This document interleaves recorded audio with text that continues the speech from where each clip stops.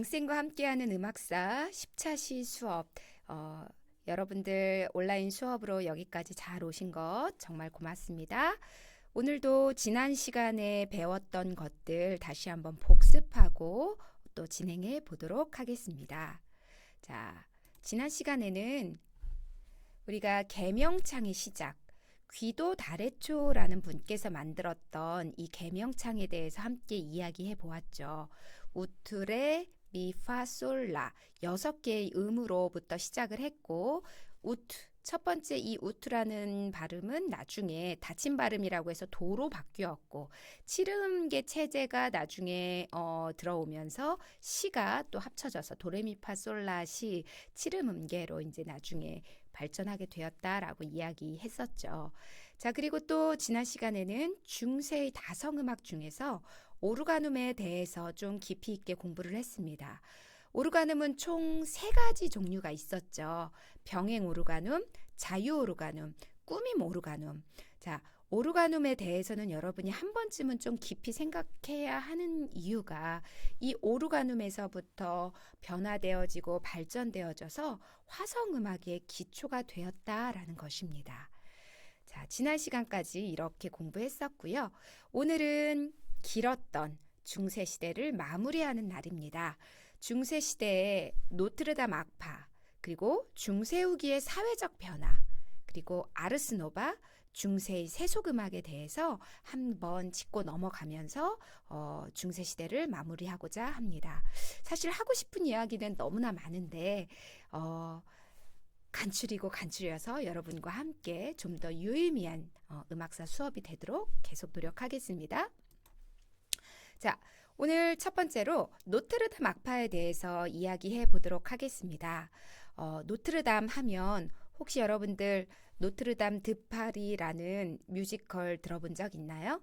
네, 파리에 있는 대성당이죠.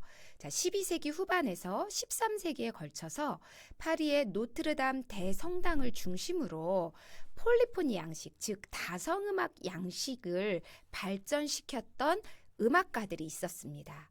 그 사람들의 대표 주자는 여기 이렇게 제목으로 선생님이 올려놨던 것처럼 레오닌과 페로틴이라는 분이세요. 어떤 책에는 이게 프랑스어이기 때문에 레오냉, 페로탱 이렇게 표현된 책도 있습니다. 다 같습니다. 똑같은 분들이에요. 자, 이 노트르담 대성당을 중심으로 활동했던 이런 음악가들을 노트르담 악파라고 하고요. 당시에는 그 어떤 고딕 양식이라는 건축 양식이 있었습니다.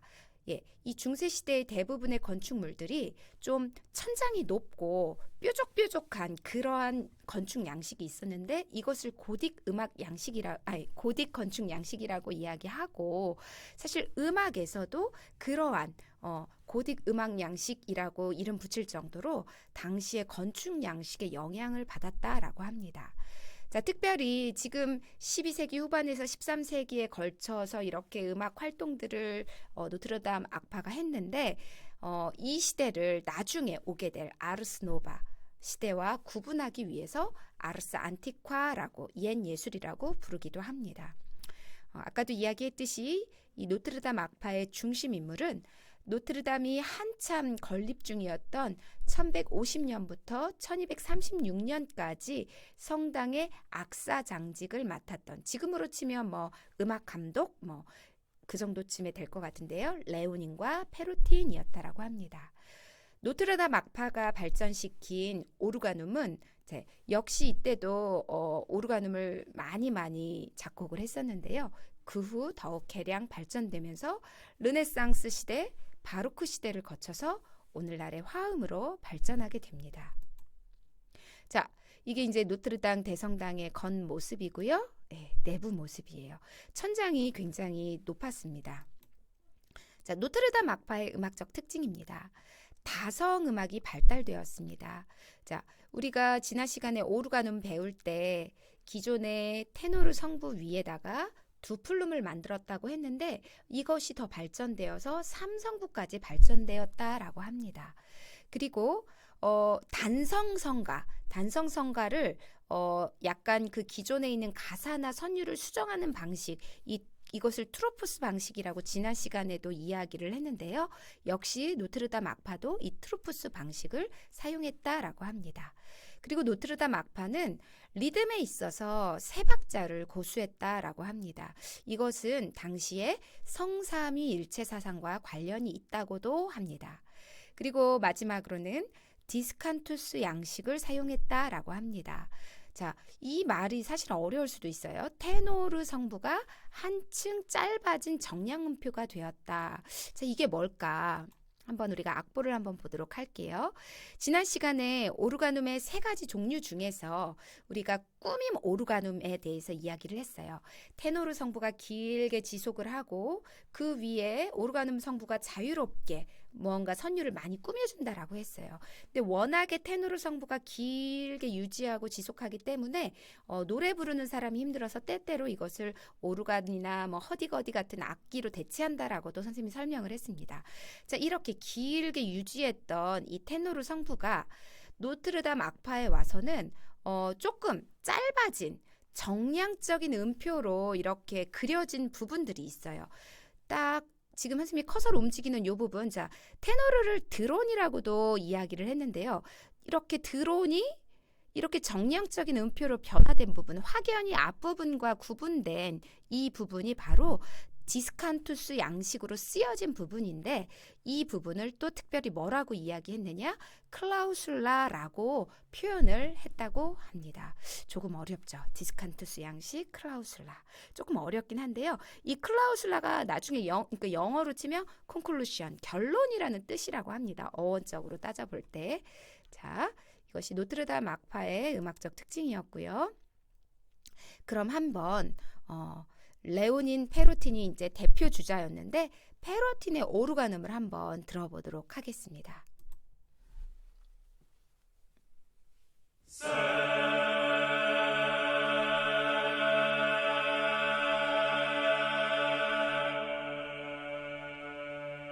테노르 성부가 좀 길게 유지됐다가요.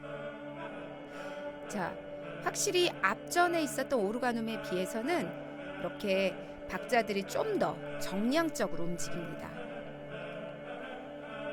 그리고 세 박자를 고수했다라는 것이 악보를 봐도 보여집니다.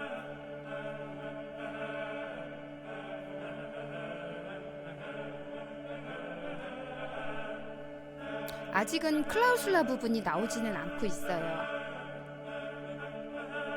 왜냐하면 테노르 성부가 지금 드론으로 이렇게 길게 유지하고 있죠.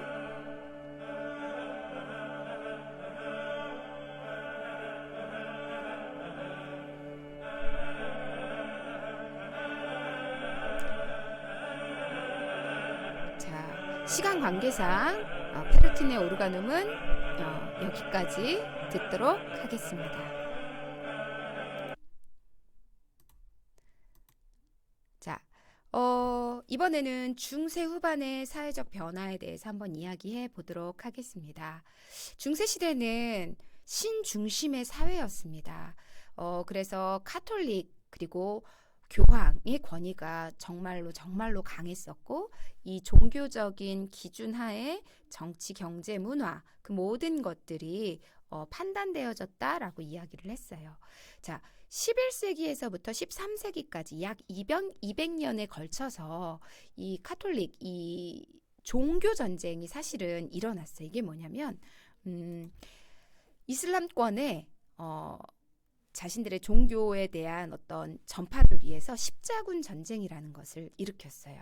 그런데 약 200년가량 동안 이루어졌던 이 십자군 전쟁이 결론적으로는 실패로 마치게 됩니다. 그리고 당시에 페스트라는 전염병이 유행을 해서 많은 사람들이 죽게 되었습니다. 이 페스트는 어떻게 보면 굉장히 무서웠던, 당시에는 정말 많은 사람이 죽었던 그런 전염병이었습니다. 그리고 또 당시에 중세 후반에 100년 전쟁이라는 영국과 프랑스 사이에 있었던 왕위 계승권 때문에 라고 보통은 이야기를 하는데, 이 100년 전쟁이 영국과 프랑스 사이에 있었는데 이로 인해서 백성들의 삶이 굉장히 많이 피폐해졌습니다.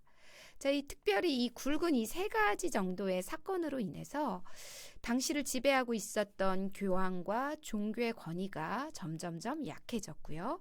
또 카톨릭 문화와 이슬람 문화가 충돌하면서 이슬람 문화가 유럽으로 유입되게 되었고, 또 전쟁을 또 많이 하다 보니 도로가 또 정비될 수밖에 없었고, 봉건적인 귀족주의가 붕괴되고 근대적 사회로 조금씩 진입하게 되었습니다. 자, 세계사 시간은 아니지만, 자, 그래서 이러한 중세 후반의 사회적 변화, 이러한 것들이 음악에도 영향을 미쳤습니다. 자, 14세기의 음악적 변화, 음악적 경향, 이것을 무엇이라고 하느냐? 아르스 노바라고 이야기합니다. 아르스 노바라는 뜻은, 아르스라는 말은 아트라는 뜻이고요. 노바라는 말은 뉴라는 뜻이에요. 즉 신예술, 새로운 예술이라는 뜻이에요. 자, 이 시기에는요, 리듬이 이전보다 좀 더 복잡해졌고 자유스러워졌고, 그리고 뭐 세속 음악도 점점 더 많이 작곡되어졌어요. 그래서 아르스 노바 구분해서 그 이전의 음악, 아까 이야기했듯이 12, 13세기의 음악을 아르스 안티콰라고 구분하였습니다. 이 시기에 무지카 픽타 혹은 무지카 팔사라는 음체계가 등장을 했는데, 귀도의 음체계에는 없는 임시표가 붙은 음악을 무지카 픽타 혹은 무지카 팔사라고 이야기합니다. 자, 그리고 아르스 숲틸리오르라는 음악적 경향이 나타났습니다. 이것은 뭐냐? 리듬이 복잡하고 선율의 변화음이 적용되는 난해한 음악적 흐름을 아르스 숲틸리오르라고 하는데요. 자, 한번 사진을 볼까요? 지금 하트 모양인데 또 자세히 살펴보면 음표가 있어요. 자, 이게 뭐냐면은 아르스 숲틸리오르의 경향을 띤 악보입니다. 자, 조금 굉장히 어렵고 의도적으로 좀 뭔가 계속 반음계적 진행을 하고 굉장히 난해하고 이러한 것들이 당시에 유럽에서 좀 많이 유행을 했다라고 해요. 이것을 아르스 숲틸리오르라고 합니다. 그리고 대표적인 아르스 노바의 음악가는 기욤 드 마쇼와 란디니입니다.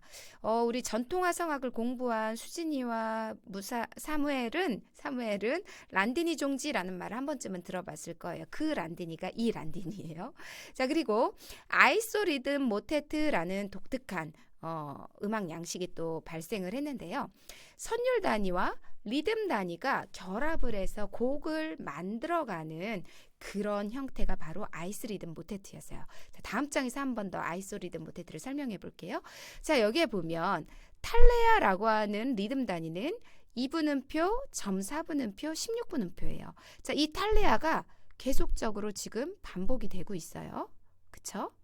자, 그 다음 콜로르라는 것은 지금 C, F샵, E, A, G. 자, 요렇게 C, F샵, E, A, G라는 5개의 음정이 콜로르 단위였는데요. 자, 보세요. 콜로르 단위가 하나, 둘, 셋 하고서 넷 하고 또 이제 이어지고 있죠. 이렇게 하나의 콜로르와 하나의 탈레아가 결합하면서 이것이 뭐 축소되기도 하고 변형되기도 하면서 모테트를 작곡했는데, 이것을 바로 아이소리듬 모테트라고 합니다. 중세 후반 아르스 노바 시대의 대표적인 음악 양식입니다. 자, 그러면 중세 후반 아르스 노바의 대표적인 작곡가 기욤 드 마쇼라는 분의 나의 끝은 나의 시작이요라는 곡을 우리가 한번 들어볼 건데요. 이 곡은 좀 독특해요. 모든 성부가 처음부터 끝까지 뒤집어도 똑같은 크랩 카논 형식인데요. 한번 악보를 보면서 음악을 들어보면 이게 무슨 소리인지 알 수 있을 거예요.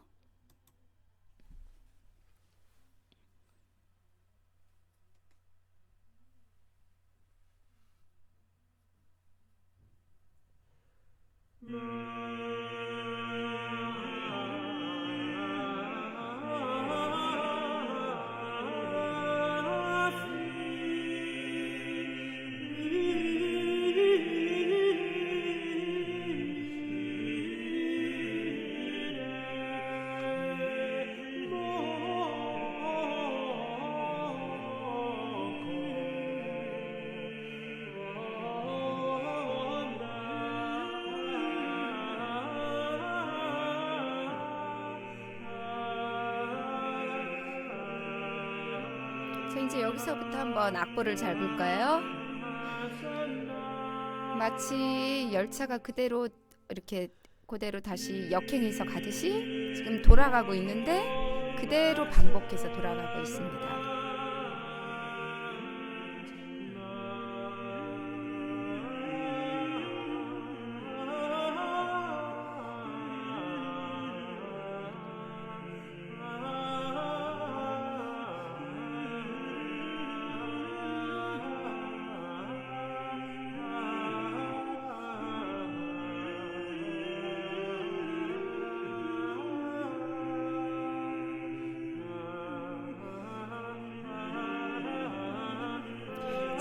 여기까지 시간 관계상 여기까지 들어보도록 하겠습니다.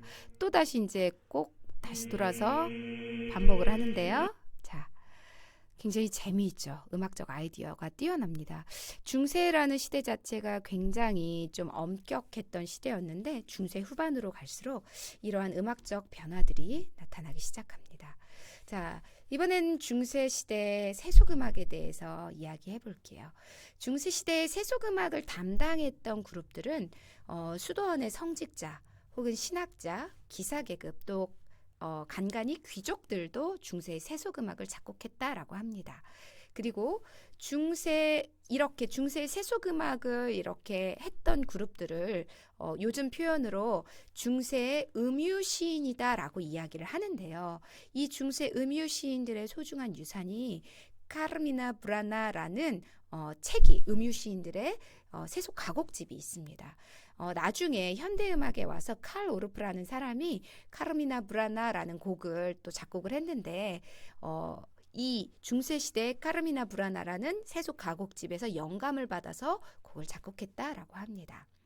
당시에 세속음악을 담당했던 계급들 트루바두르, 트루베르, 민네징거, 종글레르 이런 분들이 있었고요. 그리고 또 중세시대 세속음악 관련해서 기악음악과 악기들이 있었는데요. 당시에는 종교적인 영향으로 기악음악에 대한 좀 멸시가 있었다라고 합니다. 오직 사람의 목소리에 대해서만 좀 높이 평가하는 그런 게 있었고 그러다 보니 기악음악 자체에 대한 어떤 악보화돼서 남겨진 것들이 많지가 않고 상당수가 즉흥적인 음악이었다라고 이야기합니다. 여기 보여지는 이 사진은 중세시대의 대표적인 악기 류트라는 악기입니다.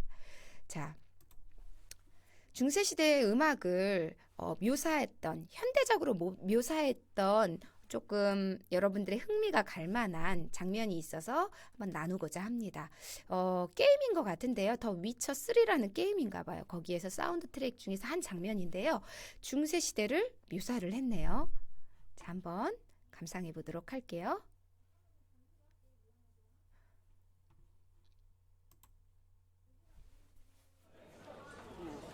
혹시 이 게임을 해본 친구들이 있을지는 잘 모르겠네요. 물론 이제 현대적인 관점에서 중세시대 음악이 이랬을 것이다 하고 만들어진 영상이기 때문에 감안하고 그냥 중세의 분위기, 중세의 선술집이나 이런 데에서 당시에 불려졌을 세속음악을 상상하면서 영상을 보면 좋을 것 같습니다.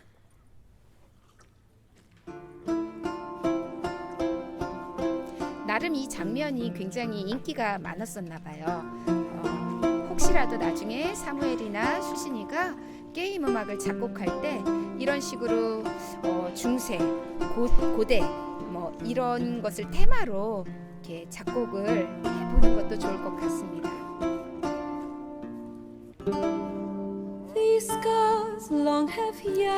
지금 이 노래를 부르는 여자 주인공이 갖고 있는 악기가 아까도 이야기했듯이 중세시대의 대표적인 악기 류트이죠.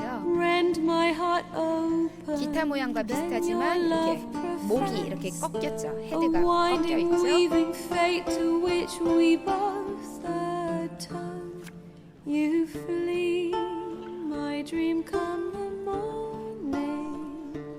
Your scent, berry star, lilac sweet. 자, 시간 관계상 여기까지만 듣도록 하겠습니다. 중세 세속음악이 이랬을 것이다 하고 상상하면서 만들어 놓은 장면인 것 같아요. 자, 오늘의 출석 코드입니다.